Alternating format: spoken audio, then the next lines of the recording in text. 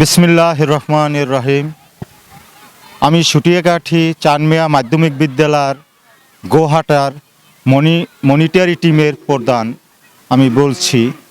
কিছু কিছু গরু ওঠা শুরু করছে, আর এখানের যে আমাদের ক্রেতারা যারা আসবে তাদের জন্য সুব্যবস্থা নেওয়া হয়েছে, তাদের কোনো সমস্যা না হয় এই জন্য বিভিন্ন রোড করা হয়েছে।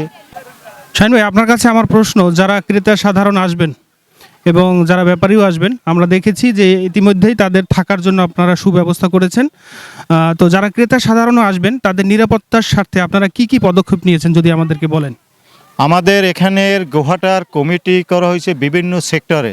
আমরা একটা সেক্টরে 20 জন 25 জন করে দিয়েছি, বিভিন্ন সিস্টেমে দিয়েছি, যাতে কোনো মানে যারা আসছে ব্যাপারীরা যারা থাকবে তাদের কোনো রকমে কষ্ট না হয়, কোনো রকম থাকায় কষ্ট না হয়, খাওয়া দাওয়ায় কষ্ট না হয়, বাথরুমে যাওয়ার কষ্ট না হয়।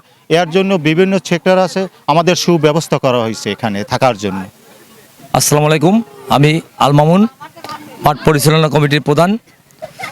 তো আমরা এই চানমিয়া মাধ্যমিক বিদ্যালয় গোহাটার পক্ষে কমিটির সকলের পক্ষ থেকে আজকে বলতে চাচ্ছি যে আমাদের চানমিয়া গোহাটায় এখানে মনোরম পরিবেশ, সুশৃঙ্খল পরিবেশ এবং সর্বদিকে ভালোভাবে আমরা চেষ্টা করেছি যাতে গোহাটাটা খুব সুন্দর করে চলে।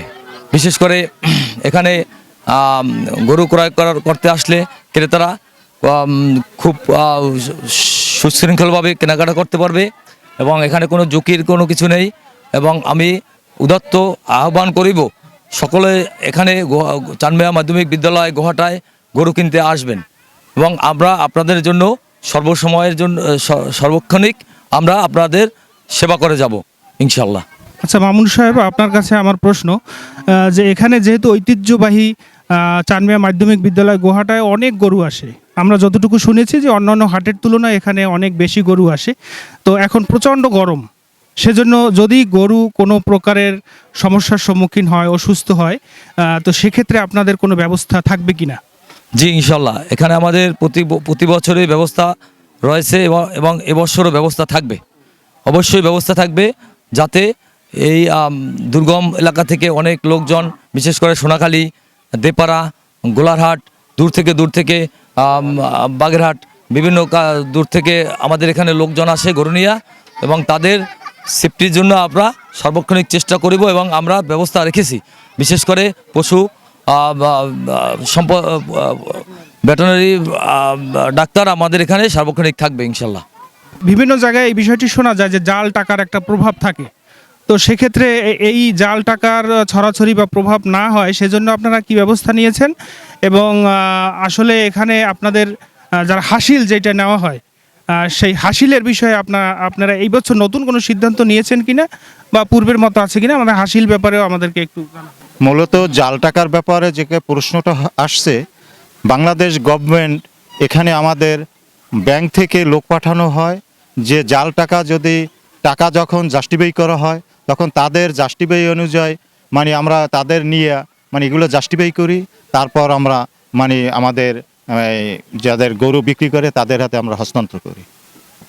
জি ইনশাল্লাহ, আমাদের এখানে কোনো সময় জোর জুলুম জবরদস্ত হয়নি, ইনশাল্লাহ এবছরও হবে না।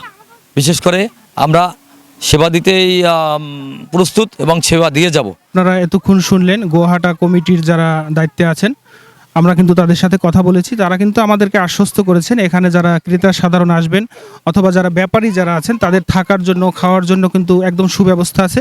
এবং ক্রেতা সাধারণ অনেকে সংকোচ বোধ করেন যে আসলে আমি জিতবো না ঠকবো, তো সেই হিসেবে কিন্তু তারা আমাদেরকে জানিয়েছেন যারা মনিটরিং টিমে থাকবেন, যদি সহযোগিতা তারা প্রয়োজন মনে করেন কোনো ক্রেতা, তো তাদেরকে তারা কিন্তু সদা সহযোগিতা করার জন্য কিন্তু তারা প্রস্তুত থাকবেন।